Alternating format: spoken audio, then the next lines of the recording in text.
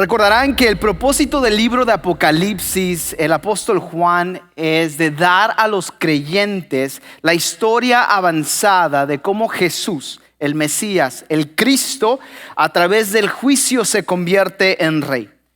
Y todo esto Juan lo describe con el propósito, con la esperanza de dar a los creyentes la historia avanzada de lo que va a suceder para que no les sorprenda. Dentro de este mensaje, la finalidad de Juan, el objetivo de Juan al poder comunicar lo que él recibió de Dios directamente, es de llamar a los cristianos, a los seguidores de Cristo, llamarlos a la fidelidad y la piedad, que continúan, que permanezcan fiel en la jornada difícil de fidelidad y piedad.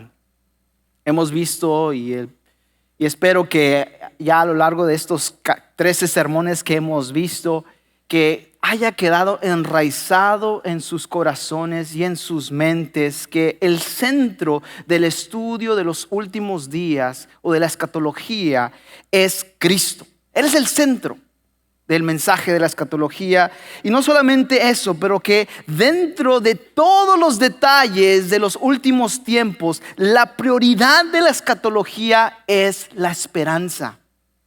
De no conformarnos con este mundo y cómo están las cosas en este mundo, sino poder afianzarnos, echar nuestro fundamento de la vida, no solamente para la eternidad, sino para este día de hoy, en la actualidad, la esperanza en Cristo.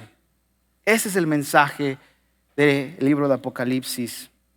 Esta mañana comenzamos la última sexta sección que hemos titulado El reinado del Rey venidero. Lo hemos dividido en dos partes y esta mañana nos vamos a proponer a poder enfocarnos, ¿verdad?, en la segunda parte del capítulo 19 y el capítulo 20. Así que si tienen una copia de las escrituras, voy a pedir que abra conmigo su Biblia o su dispositivo electrónico al capítulo 19 del libro de Apocalipsis. Y vamos a comenzar a leer del versículo 11. Mira, la idea central del sermón de esta mañana es de vive a la luz de la realidad del regreso futuro de Cristo en tu vida presente. Vive a la luz de la realidad del regreso de Cristo futuro en tu vida presente. Esta mañana estaremos observando, interpretando y aplicando los textos bíblicos de Apocalipsis a Juan, la segunda parte del capítulo 19 y del capítulo 20. Y mire, en esta sexta división propuesta del libro de Apocalipsis, el reinado del Rey venidero, que compende del capítulo 19 al capítulo 22, vamos a observar hoy, esta mañana, el destino final de los malvados gobernantes de la tierra. Y Juan es testigo de un incidente que va a cambiar la historia del mundo: la segunda venida de Cristo. No solo, pero acompañado de sus ejércitos detrás de él, en la cual Cristo y sus santos resucitados comenzarán su reinado de paz de 1000 años, y que culminará con la destrucción final no solo de Satanás, sino también del mal, del dolor y de la muerte misma.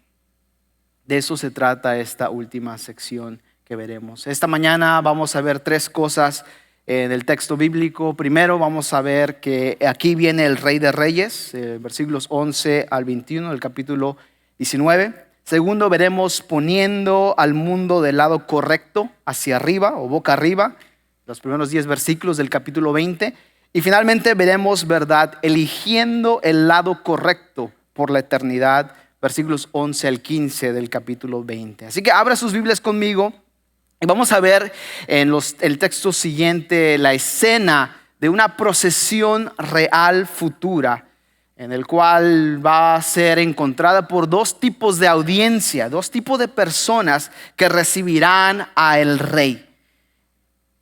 Ambos, ¿verdad?, van a ser encontrados por sujetos sumisos, pero también dentro del otro grupo serán rebeldes, que se van a resistir al reinado venidero del Rey venidero.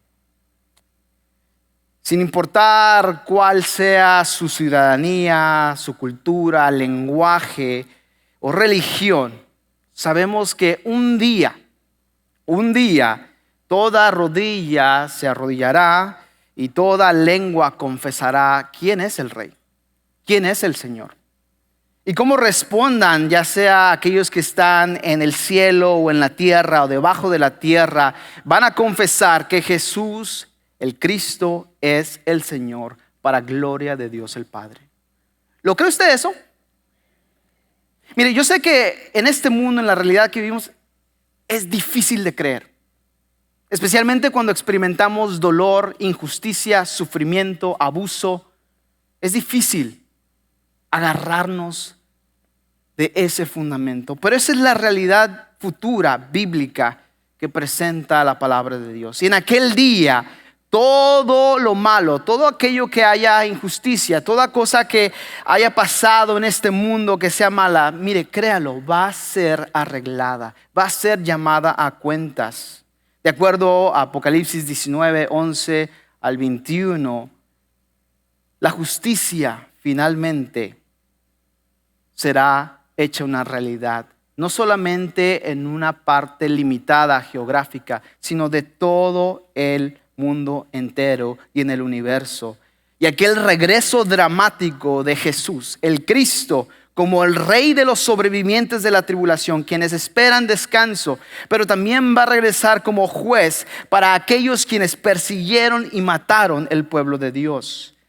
Y en aquella batalla épica del Armagedón, Dios finalmente triunfará sobre el mal. Y la persecución de los justos terminará. Y las maquinaciones y los planes de Satanás y sus demonios terminarán. Y todo líder político, religioso, quien engañó al mundo, será juzgado.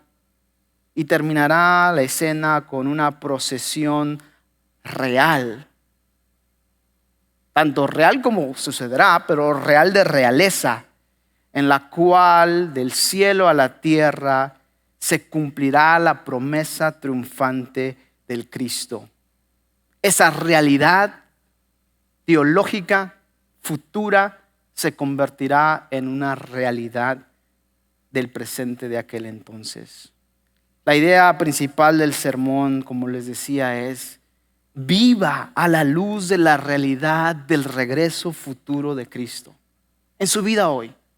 Viva la realidad del regreso futuro en su vida presente hoy. En otras palabras, que el regreso de Cristo esté presente en su mente, en mi mente, de tal manera que afecta las decisiones y las acciones de mi vida hoy, del próximo minuto, del próxima hora, este día, del próximo día, la próxima semana.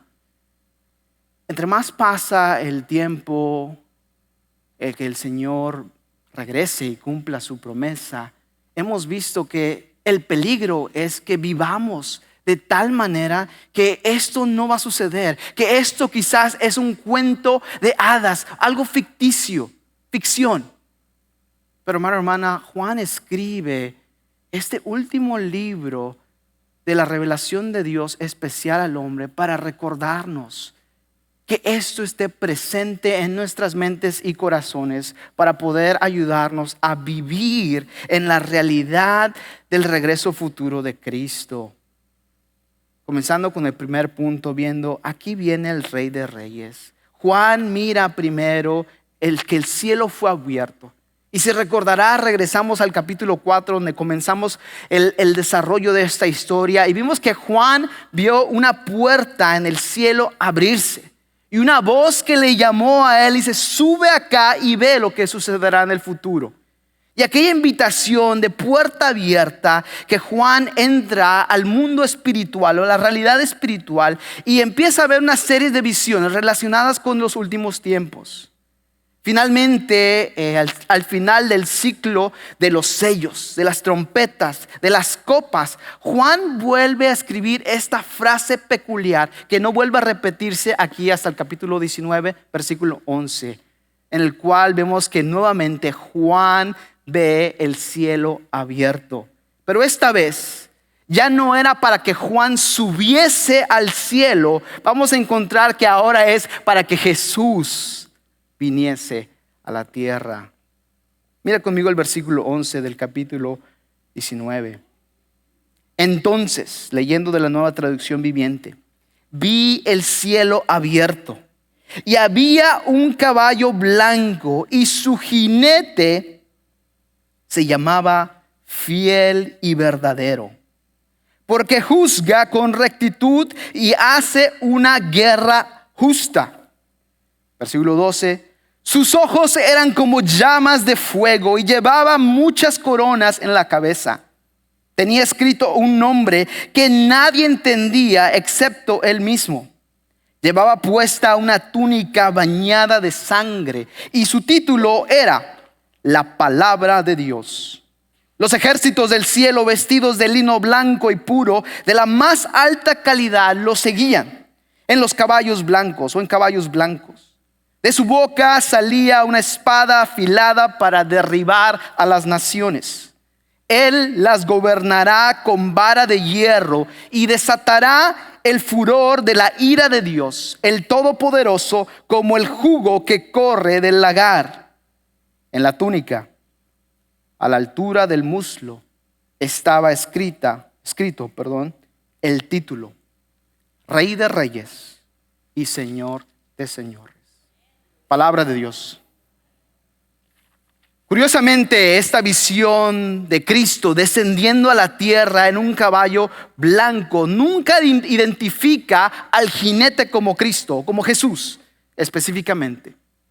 Al contrario, de hecho, Juan pinta un portarretrato con sus palabras y nos hace claro que el gran rey entrará con un esplendor.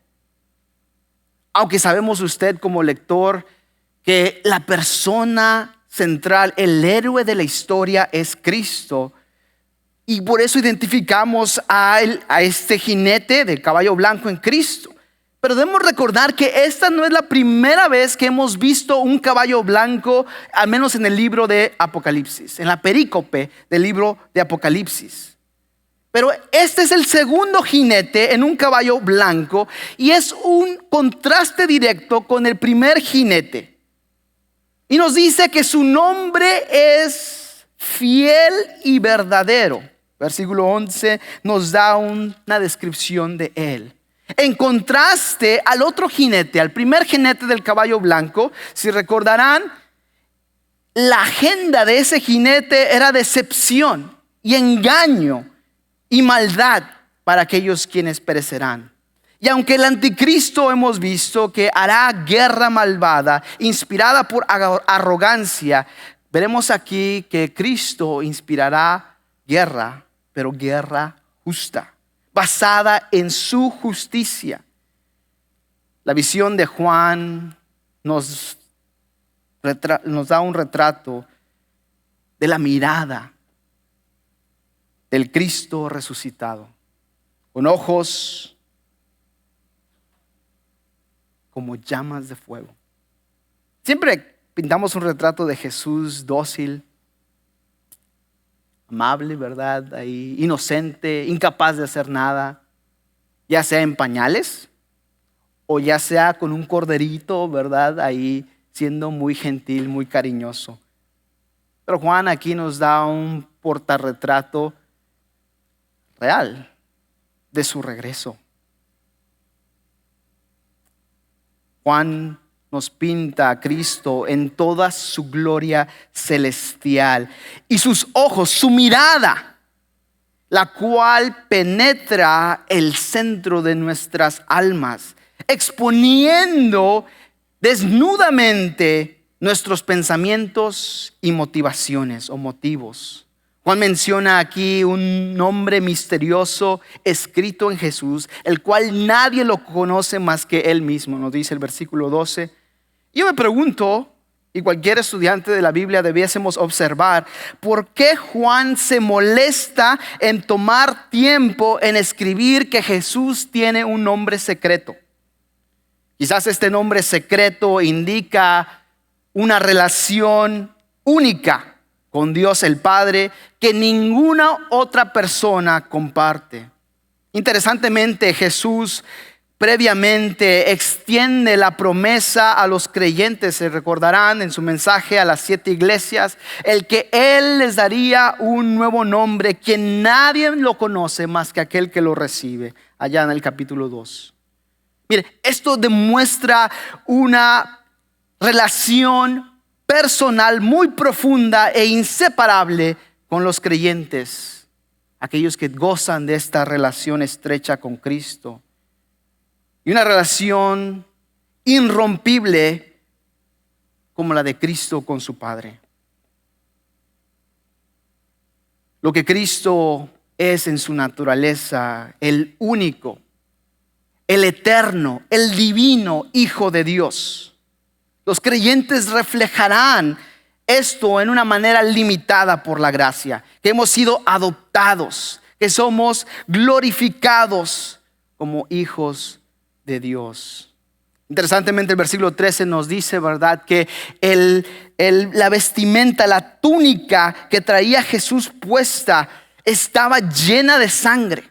El texto específicamente nos dice, ¿verdad?, ahí en el versículo 13, que estaba bañada de sangre. Cuando vemos sangre en una vestimenta, una pregunta que se nos viene, ¿sangre de quién? ¿De dónde proviene esa sangre? ¿Es la de él o de alguien más? En el caso de este suceso que pinta Juan, ¿verdad?, simboliza el hecho que Cristo ha probado la muerte. No ha sido exento a ella. Y no solamente la muerte personal, pero la muerte de todos. Habiéndose convertido, como el capítulo 5 nos describe, como el cordero que ha sido sacrificado, inmolado. Quizás alude visualmente a Isaías 63, en donde el rey conquistador explica por la cual sus vestimentas están rociadas de sangre. Escriba ahí en su Biblia Isaías 63. Haga referencia en un futuro para ver lo que eso describe, la imagen que Juan está tratando de que sus oyentes y lectores entendieran. Porque el contexto que vemos aquí en el capítulo 19 claramente es de juicio. Y lo más probable, dado el contexto, que la sangre que está rociada en la túnica de Cristo no es porque Él ha sido inmolado, sino por el juicio que Él está llevando a cabo, la guerra justa que llevará a cabo. Esto indica que Él ha estado ejercitando juicio en contra de sus enemigos, vengándose, una venganza justa. Y al regresar a la tierra, representa esta victoria final de un conquistador que ha estado en guerra. Como Cristo desciende en las nubes, Juan rápidamente se da cuenta que Él no venía solo. Miren lo que decía el texto, versículo 14, que detrás de Él le seguían jinetes montados en caballos blancos, vestidos de un lino blanco muy fino, los cuales son los ejércitos de los cielos. Pero antes de que nos sintamos tentados a identificar a estos jinetes como seres angelicales, debemos de dejar que la escritura se interprete a sí mismo. Y el capítulo 17 al 14, Juan ya nos ha identificado quién es este ejército en avance. Si recordarán cómo el cordero vencerá a la bestia y a sus ejércitos, por causa que Él es Señor de señores y Rey de reyes, aquellos quienes están con Él también son llamados, elegidos o escogidos y fieles. ¿Recordarán eso? Y aquella frase entonces que Juan nos dice que son llamados, escogidos y fieles, se refiere entonces a aquellas personas quienes han hecho un compromiso de seguir a Jesús, que han sido resucitadas, que han sido glorificadas y que se les ha otorgado una naturaleza tal como Cristo, su Señor. Y ellos han estado preparados para tomar su lugar, para reinar con Cristo, su Señor. Y ellos descenderán con su Cristo para ejecutar el juicio final en Armagedón, en el valle de la decisión. Eso es lo que significa Armagedón, el valle de la decisión. Finalmente Juan describe en el versículo 15 una espada filosa saliendo de la misma boca de Jesús. Y esta espada indica el juicio de Cristo sobre las naciones malvadas, que no será llevado a cabo con armamento nuclear o armamento de destrucción masiva, pero con una espada o con una arma espiritual, la palabra de Dios. Lo que califica, pudiera preguntarse usted, ¿qué es lo que califica a este Jesús de Nazaret a ejercitar tal tipo de juicio? Mire, la pregunta es contestada claramente por el título final dado a Jesús. Un título tan profundo que está escrito tanto en su túnica como en su muslo. Rey de reyes y Señor de señores.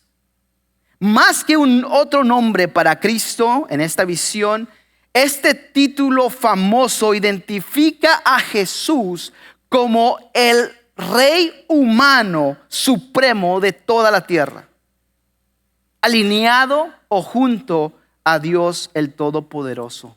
Mire conmigo el versículo 17, ahí del capítulo 19. Continúa Juan.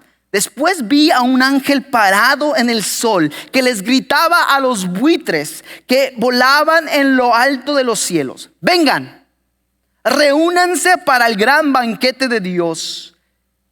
El gran banquete que Dios ha preparado. Vengan y coman la carne de los reyes, los generales, los fuertes guerreros, la de los caballos y sus jinetes, y la de toda la humanidad, tanto esclavos como libres, tanto pequeños como grandes.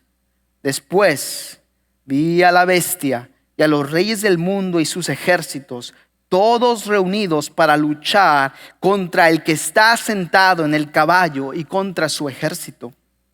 Versículo 20. Y la bestia fue capturada, y junto con ella el falso profeta que hacía grandes milagros en nombre de la bestia. Milagros que engañaban a todos los que habían aceptado la marca de la bestia y adorado a su estatua. Tanto la bestia como el falso profeta fueron lanzados vivos al lago de fuego. Subraye ese sustantivo, lago de fuego, porque vamos a ver que es un lugar distinto al infierno. La bestia y el falso profeta, y no Satanás, solamente estos dos individuos, el falso profeta y la bestia, son lanzados al lago de fuego. Vamos a ver por qué esto es más importante más adelante. Fueron lanzados vivos al lago de fuego que arde con azufre. Versículo 21. Todo su ejército fue aniquilado por la espada afilada que salía de la boca del que montaba el caballo blanco. Y todos los buitres devoraron los cuerpos muertos hasta hartarse. Con los poderes terrenales que Satanás ha recaudado en el valle de la decisión, en Armagedón, y con Cristo, con sus ejércitos reunidos en el aire, un ángel se para en medio del sol o en el sol para poder llamar la atención de todo el mundo. Y en lugar de hablar o decir algo a los moradores de la tierra, el ángel clama un mensaje a los buitres, a los animales que comen carroña en la tierra, que les dicen: acérquense, se está preparando una mesa para un banquete para ustedes. A este campo de batalla que sabemos quién va a ganar, sin duda alguna. Él los invita a lo que se llama la gran cena de Dios, para comer, o el gran banquete, para comer la carne de todos aquellos que morirán en esta batalla de Armagedón. El resultado específico de esta venida descrita en el capítulo 19 del 20 al 21, note cuál es el destino final de cada uno de los jugadores en la batalla del Armagedón. La bestia, el anticristo, y el falso profeta son lanzados vivos al lago de fuego. Tan extrema es su blasfemia ante Dios que ellos serán las primeras criaturas en la historia a ser mandados a este lugar o a este destino final de eterno sufrimiento. Después de 1000 años de reinado de Cristo, vamos a ver que el dragón o Satanás se les va a unir a estos dos, a esta no santa Trinidad. El resto de aquellos que permanezcan en el campo de batalla, vemos que serán muertos por la espada que sale de la boca de Cristo. Y con un solo espadón, no sé si podemos crear ese verbo, pero con ese ataque o con esa herida de espada, con un solo, al salir la palabra de la boca de Cristo, destruidos, muertos, aniquilados. De hecho, la manera de pensar de los ejércitos de la tierra reunidos en esta batalla va a ser limitado a una repercusión física. Pero qué tan tontos se mirarán estos gobernantes, estos generales, el apuntar sus pistolas, sus misiles al todopoderoso Creador. Quien habló de la nada, crear de la nada a la existencia. Pero eso no nos sorprenda. Esto es las tonterías o las mensadas, con todo respeto, lo que piensa una humanidad depravada, caída, que tiene mejores maneras que Dios. Orgullosos probablemente de su tecnología, vemos que son insignificantes a Señor Todopoderoso del universo. Así que, antes de entrar a los detalles de ellos, vemos que antes de que alguien pueda decir la palabra Armagedón, la batalla se terminó. Es por eso que Juan no da muchos detalles al ello. La batalla se termina cuando Dios determina, basta. Se puede, pastor, eso es algo futuro nuevamente. Sucederá en el futuro. ¿Cómo me afecta a mí como seguidor o seguidora de Jesucristo o como un simpatizante del cristianismo? ¿Cómo aplicamos el Armagedón a nosotros hoy en día? Mire, al reflexionar las implicaciones del regreso de Cristo en poder y en juicio, 3 verdades nos ayudarán a vivir a la realidad futura que Cristo regresará y afecta a nuestras vidas presentes. Primera, su presencia determina quién permanece de pie y quién cae. Su presencia determinará quién permanece de pie y quién caerá. Mire, cuando Cristo viene, vemos que 2 grupos van a ser guardados, van a ser salvados. Primero, vimos los 144,000 sellados de las 12 tribus de Israel, si recordará, semanas atrás. Y segundo, un remanente de creyentes gentiles quienes pusieron su fe en Cristo durante la persecución y quizás también aquellos quienes sobrevivieron la persecución del anticristo. Cualquiera que ha sido muerto o que ha sido preservado, ¿verdad?, va a permanecer como los enemigos de Jesús y han recibido la marca de la bestia. Y Jesús mismo entonces es el estándar del juicio para aquellos quienes están de pie o aquellos quienes van a caer. En otras palabras, Jesús es el estándar de quién se salva y quién se pierde. Y lo mismo es para hoy en día, para usted y para mí. Hebreos 9, 27 al 28 nos dice que está declarado o está designado que todos los hombres mueran una sola vez y después de esto el juicio. Así que Cristo, siendo ofrecido una vez por los pecados de muchos, aparecerá una segunda vez para salvación sin referencia alguna del pecado. y aquellos que esperan ansiosamente por Él. Nuestra respuesta de hoy debe ser una de fe. No una fe de solamente entiendo, sino una fe que entiende y acciona. Cambia su forma de actuar.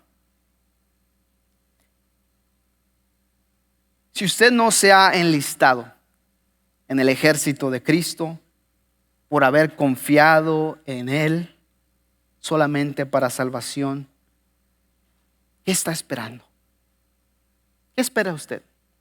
Amigo, amiga, que usted está aquí, quizás simplemente simpatiza con Cristo y su evangelio. ¿Qué le está demorando, deteniendo usted para hacer un compromiso? A enlistarse. El enlistarse al ejército, convertirse en un soldado, requiere de un compromiso.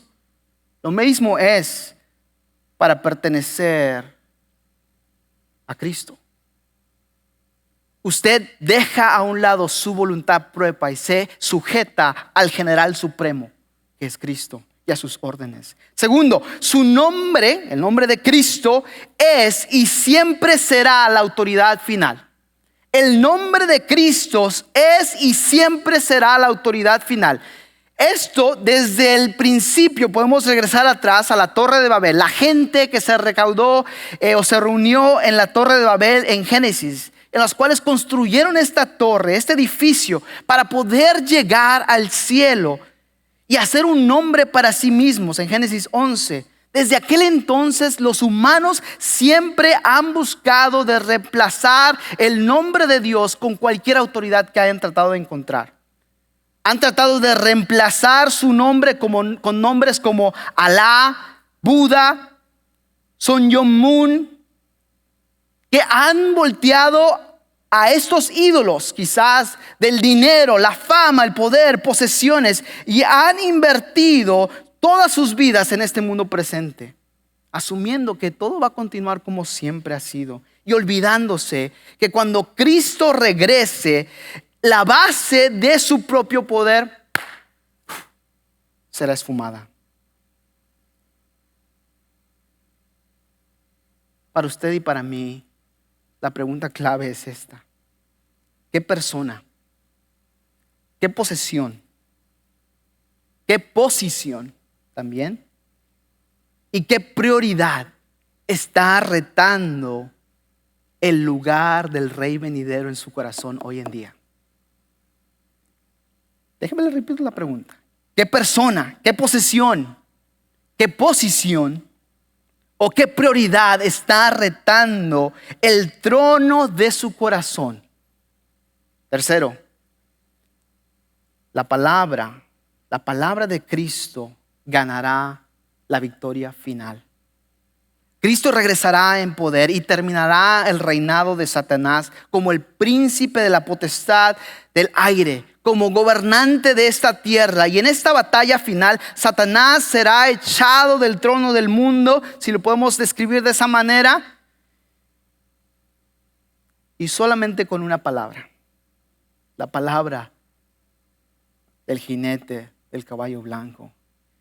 Muchos creyentes rápidamente se olvidan que esa misma palabra un día que definirá y derrotará a Satanás es la misma palabra que se le ha dado a usted y a mí para poder luchar contra las fuerzas espirituales de la maldad en nuestras vidas. Efesios 6:12 es muy claro que nuestra batalla no es contra sangre ni carne, sino contra las potestades, los gobernantes de este mundo, fuerzas de la oscuridad que operan contra nosotros en los lugares celestiales.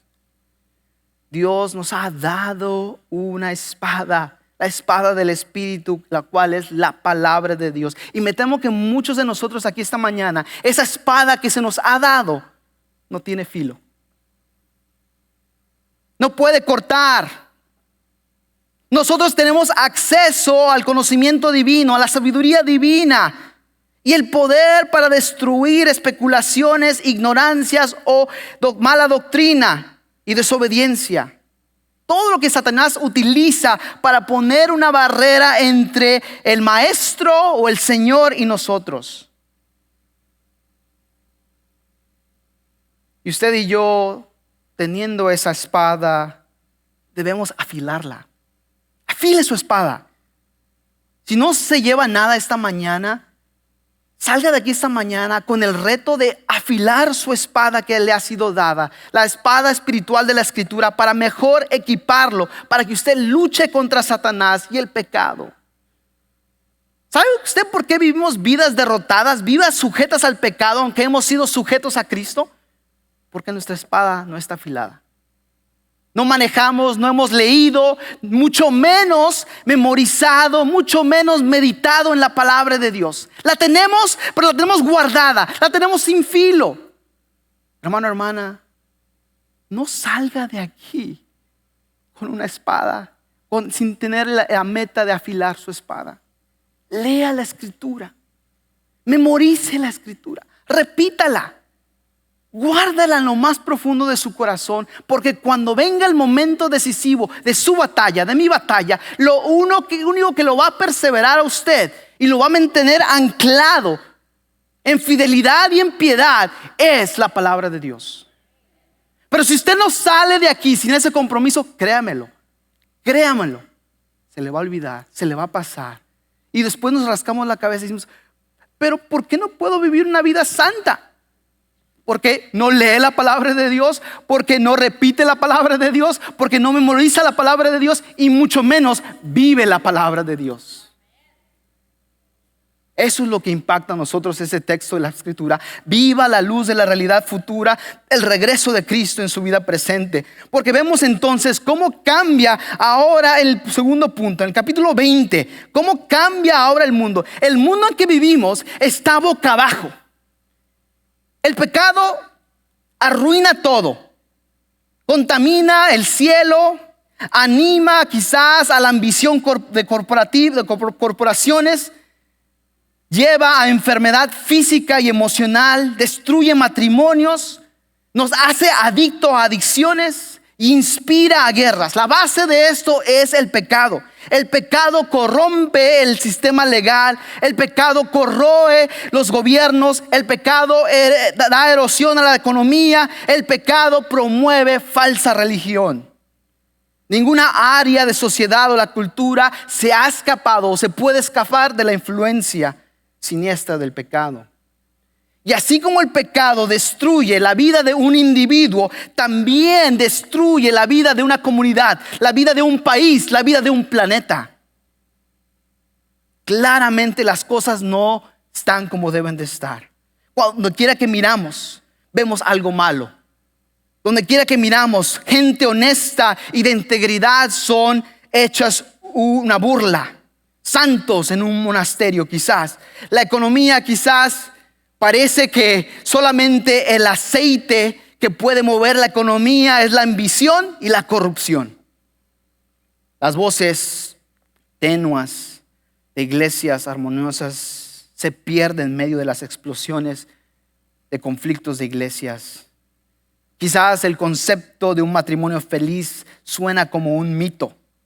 Quizás el sistema legal que apachurra a las víctimas en lugar de proteger a los injustos, a los inocentes, protege a los derechos de los malvados, quienes rompen la ley. Sí, el pecado arruina todo, pero un día, ¿sabe qué?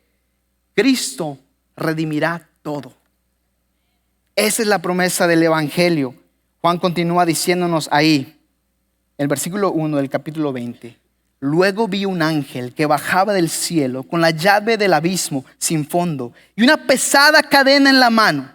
Sujetó con fuerza al dragón, la serpiente antigua, quien es el diablo, Satanás, y lo encadenó por 1000 años. El ángel lo lanzó al abismo y sin fondo y lo encerró con llave para que Satanás no pudiera engañar más a las naciones hasta que se cumplieron los 1000 años. Pasado ese tiempo debe ser soltado por un poco de tiempo. Después vi tronos y los que estaban sentados en ellos habían recibido la autoridad para juzgar. Y vi las almas de aquellos que habían sido decapitados por dar testimonio acerca de Jesús y proclamar la palabra de Dios. Ellos no habían adorado a la bestia ni a su estatua, ni habían aceptado su marca en la frente o en las manos. Volvieron a la vida y reinaron con Cristo durante 1000 años. Esta es la primera resurrección. El resto de los muertos no volvieron a la vida hasta que se cumplieron los 1000 años. Benditos y santos son aquellos que forman parte de la primera resurrección, porque la segunda muerte no tiene ningún poder sobre ellos, sino que serán sacerdotes de Dios y de Cristo y reinarán con Él por 1000 años. Hermano, hermana, es por eso que usted y yo, cuando miramos este mundo, no ponemos nuestra esperanza en este mundo, porque las cosas como están es una consecuencia de la realidad que vivimos en un mundo caído, que están muy lejos de como deben de ser. Y en sueños idealistas que deseamos profundamente en nuestros corazones, ¿verdad? Fantasías no realísticas, que haya paz en la tierra, o que haya justicia para todos, que haya matrimonios fuertes, que haya hogares saludables, que haya relaciones amorosas o de armonías, que haya comunidades seguras, o que haya pureza moral, o que haya oportunidades iguales, o que haya integridad ética. Todo eso nos hace ver, ¿será este mundo una realidad? ¿Vendrá esto a su cumplimiento? ¿O este es simplemente un cuento de hadas? La respuesta a esta pregunta, tenemos que saber exactamente que las cosas están así por causa del pecado, por causa de la caída. Y solo cuando podemos revertir, voltear la cabeza boca abajo como debe de estar en su orden, podemos nosotros descubrir las necesidades que deben de suceder. Mire, para el riesgo de no simplificar tanto, déjeme ofrecerle al menos 3 razones por las cuales las cosas no están como deben de ser. En otras palabras, ¿por qué las cosas están tan mal como están hoy en día? Primero que nada, Satanás actualmente está permitido de llevar a cabo sus planes en una manera limitada, pero Satanás está suelto. Satanás está haciendo de las suyas. Satanás no es un mito, ni es un símbolo de las malas decisiones de la humanidad. Es un ser real. Él es real. Es un ser supernatural, un ser espiritual, quien tiene mucha influencia de este mundo, la cultura, la sociedad, política, economía, religión. Porque el mundo ha sido boca abajo. Satanás debe de ser desentronado, sacado de la historia. No es invencible. Sabemos que el rey venidero lo pondrá en su lugar. Segundo, Jesús no está ejercitando autoridad directa sobre la tierra. Es por eso que nosotros, que vivimos en la realidad que el reino está aquí, no está, debemos orar cada día: Señor, venga tu reino. Señor, en mi vida, venga tu reino. Señor, en mi matrimonio, venga tu reino. Señor, en mi trabajo, venga tu reino. Señor, en mi iglesia, venga tu reino. Pero me temo que muchos de nosotros ni oramos esas palabras, esas simples palabras cada día sobre nuestro matrimonio, sobre nuestros hijos, sobre nuestras vidas, sobre nuestra iglesia. El reino de Dios solo puede ser traído por el Rey de Dios, no por usted, no por mí, no por mí, no por buenos deseos. Y aunque Cristo no está ejercitando autoridad directa sobre la tierra, usted puede permitir que Él ejercite autoridad directa sobre su vida, sobre mi vida. Yo no puedo controlar las decisiones de alguien más, muy apenas puedo con las mías. Y Dios quiere que usted sea un pedacito del reino de Dios andante aquí en la tierra. Como testimonio, el reino de Dios va a venir. Créemelo, el reino de Dios vendrá. Justicia y paz vendrán. Pero mientras esperamos aquel día, mira, yo soy un testimonio de que el reino de Dios viene.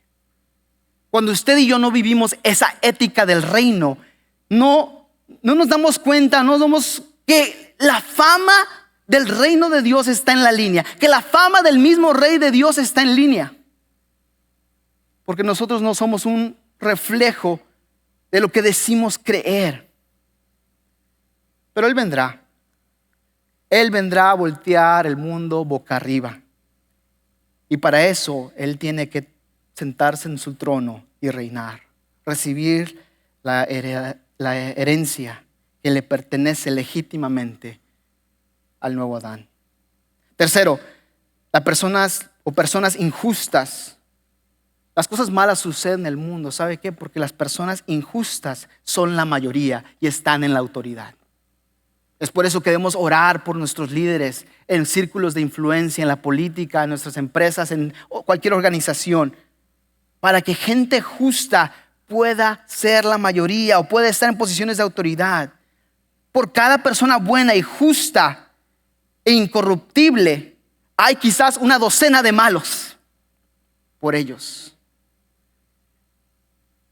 Es por eso que solamente en aquel día, cuando los justos sean la mayoría, los efectos del reino serán visibles y tangibles.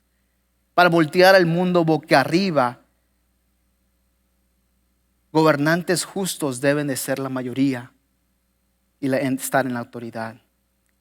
Las buenas noticias es que el libro de Apocalipsis promete esta era de oro en el cual todos los armamentos de guerra serán implementados o cambiados por elementos de paz, donde la prosperidad será compartida, donde la paz será una realidad para todas las personas, donde la luz de la justicia será o iluminará cada rincón de la tierra. Pero esta condición no puede ser alcanzada a través de fondos de educación o cambios políticos o programas sociales o un alumbramiento cultural o incluso un avivamiento religioso.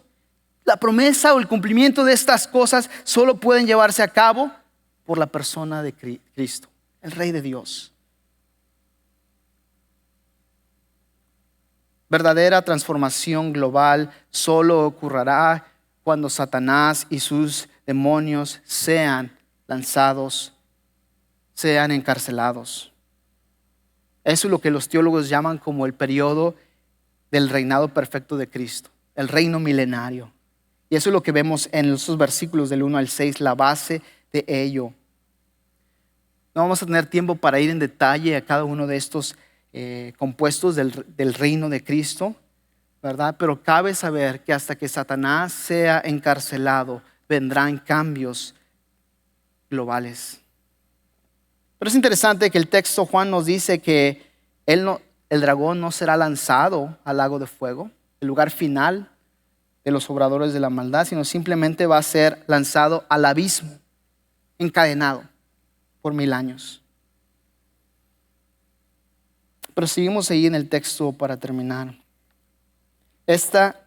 Versículo 7. Cuando se cumplan los 1000 años, Satanás será librado de su prisión. Saldrá para engañar a las naciones llamadas Gog y Magog por todos los extremos de la tierra. Las reunirá a todas las naciones para la batalla y un poderoso ejército tan incalculable como la arena de la orilla del mar. Versículo 9. Y los vi, y cuando subían por toda la anchura de la tierra y rodeaban al pueblo de Dios y a la ciudad amada, pero cayó fuego del cielo sobre el ejército que atacaba y lo consumió. Después el diablo que los había engañado fue lanzado al lago de fuego que arde con azufre, donde ya estaban la bestia y el falso profeta, y allí serán atormentados día y noche por siempre jamás. Solo en estos versículos abarcamos 1000 años de historia. Pero Juan simplemente nos da un resumen cómo Satanás y el mal será por finmente vencido.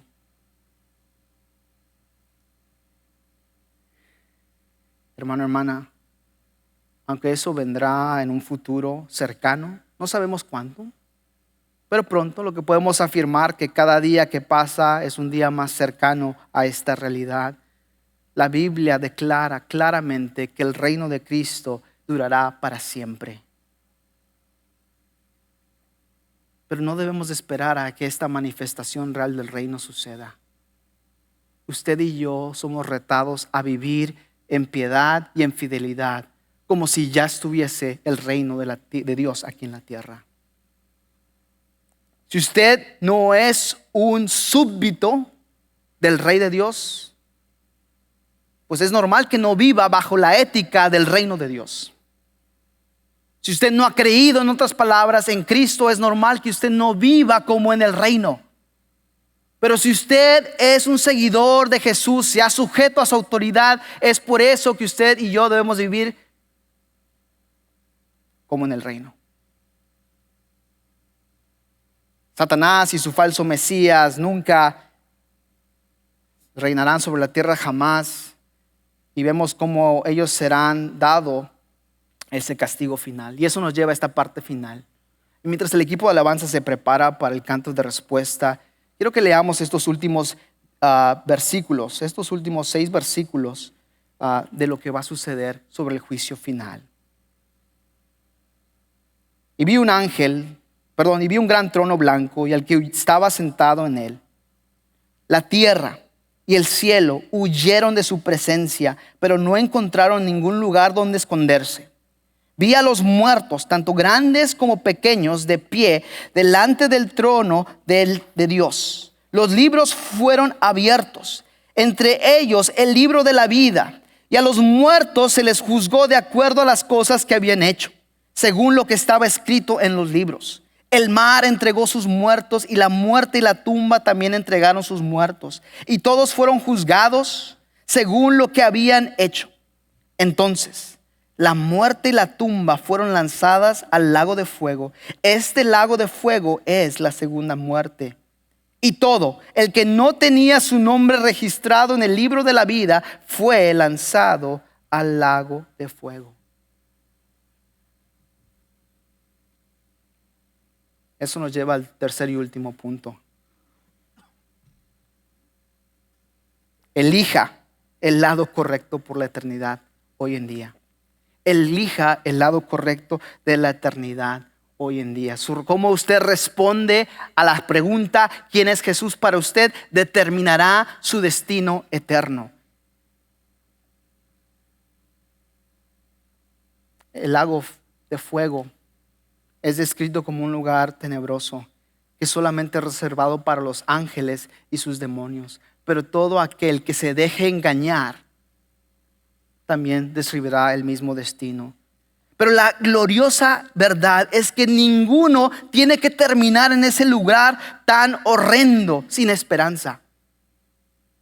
Pero para eso tiene que elegir hoy cómo voy a responder al Rey venidero.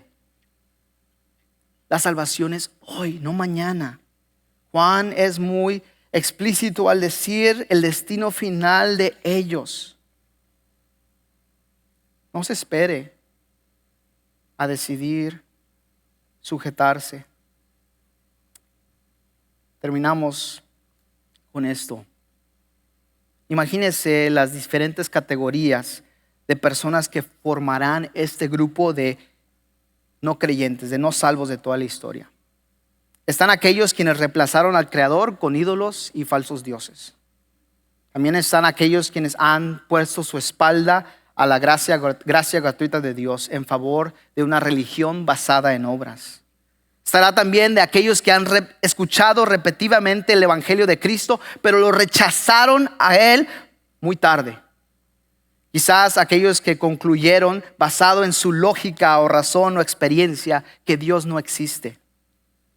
Quizás aquellos quienes vivieron su depravación total a través del egoísmo, la maldad y violencia. Mire, con todos los muertos que van a ser reunidos ante el trono de Dios, la palabra de Dios es clara. Los libros fueron abiertos. Y su nombre no estaba escrito en el libro de la vida. Recibieron el mismo destino eterno del obrador de maldad, el diablo, con ellos el falso profeta y la bestia. La oportunidad para cambiar su destino eterno es hoy, amigo, amiga. Confíe en la esperanza revelada del Hijo de Dios. Apocalipsis no fue escrito para confundir o asustar o entretener.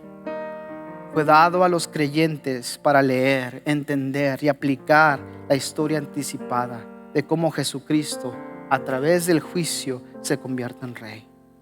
Si usted no ha puesto su esperanza en Cristo, Apocalipsis ciertamente resultará en confusión y susto. Pero las buenas noticias es que aún hay tiempo para responder correctamente y recibir correctamente el reinado del Rey venidero. Reciba al Rey esta mañana. Si usted no ha puesto su confianza en Él, recíbalo hoy. Si usted ya ha declarado o ha jurado lealtad a Él, viva bajo la sujeción de Él como Rey. En su vida, cuidado con cualquier persona, posición o prioridad que está retando el lugar del Rey venidero en el trono de su corazón. En su vida, prepárese para recibir al Rey venidero. Vamos a orar. Padre celestial, gracias porque usted no nos deja a la deriva. Gracias porque usted nos refleja, nos revela su palabra. Como su pueblo le pedimos que nos ayude a vivir nuestras vidas como tal realidad que su reino está ya aquí y está operando en nuestros corazones, en nuestras vidas, en nuestras decisiones y acciones. Ayude a su pueblo esta mañana. Para aquellos, Señor, que nunca han puesto su confianza plena en Jesús, que hoy sea la dicha, el día de salvación para ellos. Señor, respondemos a través de este cántico y declaramos que nuestra esperanza viva es Jesús. Es en su nombre que pedimos esto, a través del poder de su Espíritu Santo. Y el pueblo de Dios dice: